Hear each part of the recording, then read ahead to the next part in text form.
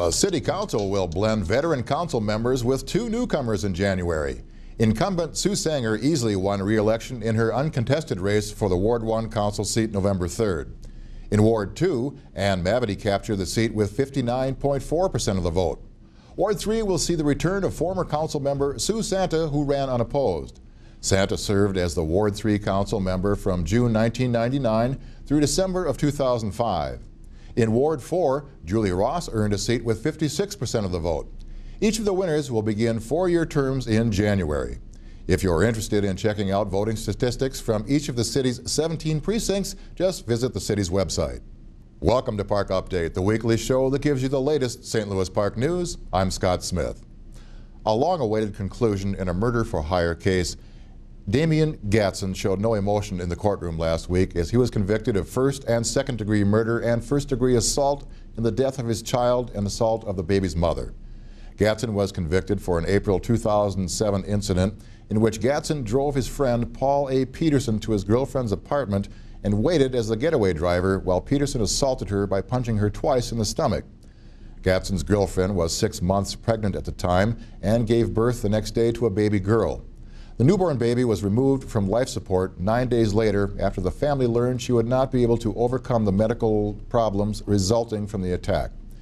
Gatson faces life in prison for the first-degree murder conviction alone.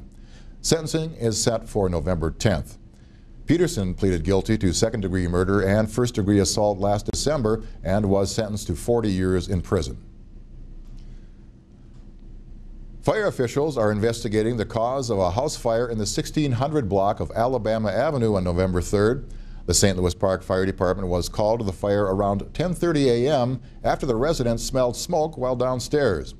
The resident escaped through a window in the basement and then dialed 911. Fire investigators believe that the blaze was started by a toaster in the kitchen and spread from there. Significant fire damage was reported in the kitchen, with smoke damage throughout the first floor. Several St. Louis Park residents took to the streets of New York this past weekend for the 2009 ING New York City Marathon. St. Louis Park resident Jennifer Wolf completed the race in 3 hours, 54 minutes, Molly Varecka in 4 hours, 15 minutes, and Nikki Fredrickson at 5 hours, 35 minutes. Former St. Louis Park alum and second-place finisher at the Twin Cities Marathon, Josh Moen, had to abandon the race at the 17th mile. City of St. Louis Park employee Kathy Larson completed the race in a time of 5 hours and 2 minutes. Congratulations to all the runners representing the park. In other running-related news, St. Louis Park alum and track star Bruce Mortensen has been named to the University of Oregon's Hall of Fame. Mortensen, a 1962 graduate of St. Louis Park, went on to attend Oregon, where he was instrumental in their 1964 NCAA track championship and became the NC2A steeplechase champion and an All-American the following year. Mortensen is currently retired after working as a vocational rehabilitation counselor and currently serves as a volunteer coach for the Eden Prairie cross-country team. A reminder that former U.S. Secretary of State Condoleezza Rice will speak in St. Louis Park this week. Rice will appear on November 8th at 6 p.m. at the Bethel Synagogue. An unscripted Q&A will follow Rice's remarks. For more information, visit the link at www.parktv.org. Turning to school news, 3 incumbents were returned to the school board by St. Louis Park voters on November 3rd. Bruce Richardson, Larry Shapiro, and Jim Yarosh will each begin new 4-year terms beginning in January. In student news, St. Louis Park High School student Catherine Tarsney has placed second at the Iowa Caucus Debate Tournament.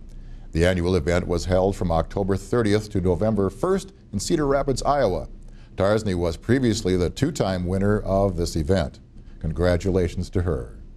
In other school news, Benilde St. Margaret's students have been busy making a difference around the U.S. As part of the 3rd annual Pay It Forward Tour, 11 students from BSM joined students from Champlin Park and Blaine to set out on a 5-day service trip over the MEA break.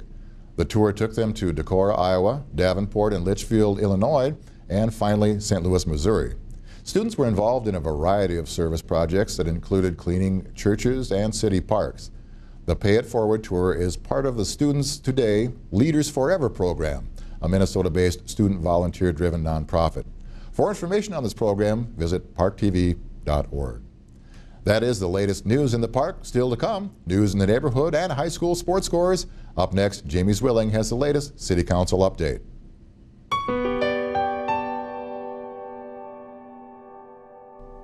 The Economic Development Authority has approved the purchase of land housing the former American Inn property, located next to the new Ellipse development near Excelsior Boulevard and France Avenue. The city plans to tear the vacant building down in order to maintain control and hold the property until development opportunities arise. The city feels the property could be ripe for meaningful redevelopment in the future and didn't want to lose that opportunity. The purchase will be paid for through the Economic Development Fund and is expected to be earned back through the eventual resale. Also in council news, a new hotel is proposed for a site located in the Shillard Park neighborhood immediately northwest of the intersection of I-394 and Highway 169. The council gave the proposed 162-room, 7-story hotel preliminary approval on Monday night. It wasn't immediately clear how soon developers would bring forward final design plans, but the groundwork has now been laid for them to do so. I'm Jamie Zwilling, and that's your council update. Coming up next, Les Farrell has your news in the neighborhood.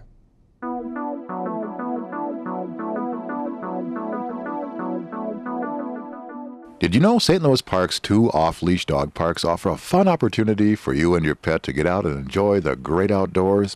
Be sure to visit our new dog park at Carlson Park, 2541 Nevada Avenue South, as well as our original dog park at Dakota Park, 27th and Dakota Avenue. Visitors must first purchase a permit, which is good for the remainder of 2009. You can print off a form by visiting www.parktv.org. Scroll down to Show Links.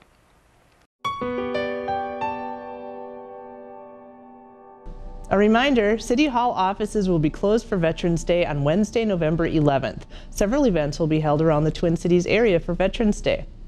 Governor Pawlenty will be the keynote speaker at the Minnesota State Veterans Day program held in Inver Grove Heights beginning at 8 a.m. And Applebee's is offering veterans and current military members the chance to eat free at all their participating restaurants. Individuals will need to show proof of service for the meal. Visit parktv.org for more information on all these events. The newest St. Louis Park Theater Company has kicked off their inaugural season. Maggie's Farm Free-Range Theater has opened with the staging of You Can't Take It With You. There are 2 more performances scheduled for November 5th and 6th at the Lenox Community Center. For performance dates and times, visit www.parktv.org. Fall musicals will be held for both St. Louis Park High School and Benilde St. Margaret's. A production of Thoroughly Modern Millie begins November 13th for St. Louis Park, which is set in the 1920s and follows a small-town gal who arrives in the big city intent on becoming modern. Heartbreak, kidnapping, and crazy complications follow. Starting this weekend, Benilde St. Margaret's will present You Are a Good Man, Charlie Brown. Visit parktv.org for dates and showtimes. I'm Leslie Farrell, and that's your news in the neighborhood. Up next, a look at high school sports scores.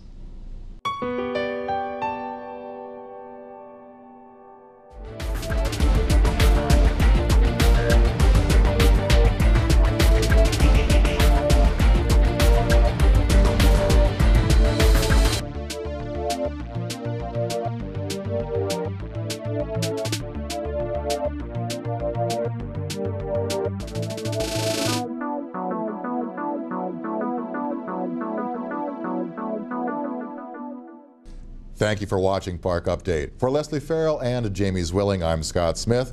We'll be back with another edition of Park Update for you next week.